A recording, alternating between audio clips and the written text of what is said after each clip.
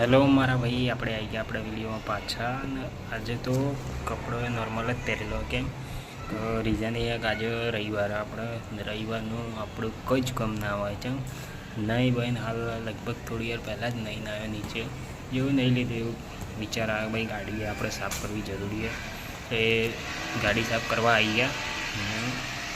ગાડીની કન્ડિશનને બતાવી દઉં. એના બાજુમાં એક વસ્તુ તમને આજે બતાવું તો તમે વિચાર કરો. ના ભાઈ, ગાડી તો ક્લીન કરી નાખીએ, પણ એ વસ્તુ બીજું આ નેચર જે દેખાય ને એ રીઝન એ બાઇક અમે હાલ થોડી વાર પહેલાં જ આવ્યો હતો ને ભાઈએ થોડી વાર પહેલાં એની બાઇક લઈને આવ્યો હતો. એ ચેક કરતો તો ગાડી અચાનકથી બંધ થઈ ગઈ હતી. તો હું એ વિચારવા પડ્યો કે એવું થયું તો એ ગાડી આખી બંધ થઈ ગઈ. તો એને એની ગાડી આખી ખેલી કરી, એક બોટલ લઈ આવે, નળ લઈ આવે, એના અંદરથી પેટ્રોલ કાઢ્યું. પેટ્રોલ કાઢતામાં જ આવો સીન હતો. ઓઇલ જેવું પેટ્રોલ આવી ગયું. એટલે પ્રોબ્લેમ એ થઈ, ગેરેજવાળાને બોલાવ્યો, એને ચેક કરી તો એને કીધું કે ભાઈ પેટ્રોલમાં કંઈક પ્રોબ્લેમ છે. જેવું પેટ્રોલ એને ભર્યું ને બાઇકમાંથી ગાડીમાં, તો એટલું બધું ક્લીન નહોતું પેટ્રોલ થોડું પાણીવાળા જેવું લાગતું હતું. એટલે એને એમ કીધું કે જે જગ્યાએ તમે પેટ્રોલ લીધી એ પેટ્રોલ ટેન્કમાં થોડો પ્રોબ્લેમ આવે તો એની અંદર પાણી લીક થઈ ગયો, તો એના લીધે પેટ્રોલ ખરાબ આવી. મારો મેન મુદ્દો એ ભાઈ, હવે હું ગાડી લાવ્યો, બાઇક લગભગ 1 વર્ષ થઈ. 1 વર્ષના અંદરમાં હું અહીંયાથી એક સિમ્બોલ આવ્યું E20 પેટ્રોલનો મુદ્દો. જેમ કે E20 પેટ્રોલ આપણે ગાડી એક્સેસ કરી શકે. E20 અત્યારે જે નીકળી E20 નહીં નીકળી, ઇથર નહીં નીકળી, E85.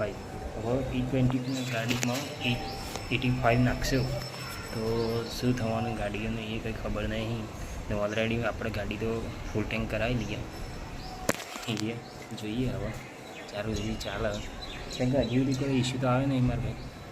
કે આવવાનું હોય તો થઈ જવાનું તો થઈ ગયું, પણ તો હવે પેટ્રોલ ચેક કર્યું તો પેટ્રોલમાં એટલું કોઈ ખરાબી આવી નહીં. જેવી કંઈ ખરાબી જો પેટ્રોલ લાવો ને ભાઈ, પેટ્રોલ પુરાવા જઈએ તો પેટ્રોલવાળા પોતે એમ કહે દે, પેટ્રોલ પંપવાળા કે ના ભાઈ હાલ ના પુરાવશો, તમારે પેટ્રોલ થોડું મોંઘું પુરાવો, સસ્તું ના પુરાવો, સસ્તામાં આ બધું આવો. એનાથી આપણને અંદાજો પડી જાય કે ના ભાઈ આપણે સારું પેટ્રોલ પુરાવવું આવે. જેમ કે આપણે પાણી પીએ તો સીધું પાણી પીએ તો બીમાર થઈ જાય. એવું એવું ગાડીમાં હોય ભાઈ, તો સારું પાણી પીએ તો કમ્પ્લીટ ચાલે, ખરાબ પાણી પી જાય તો એન્જિન બંધ થઈ જાય. એટલા નોર્મલ જ વિડીયો હતો, પણ આજે રવિવાર હતો, કોઈ મુદ્દો નહોતો, કોઈ જ નહોતો. કોકરેજ જોતો રીલે ફોન જોતો હતો, પછી પાછી યાદ વિડીયો બનાવવાનું, વિડીયો બનાવવાનું બાકી રહી જાય. પછી આપણે કોકરોચ જનતા પાર્ટી આવી ગઈ, સ્ક્રીન કરતા હતા.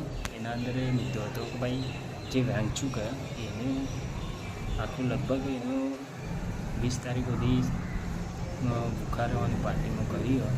તમારે ભાઈ ક્યાર સુધી હજી તો ઊભો નહીં થઈ શકતો, એવો તો થઈ ગયો.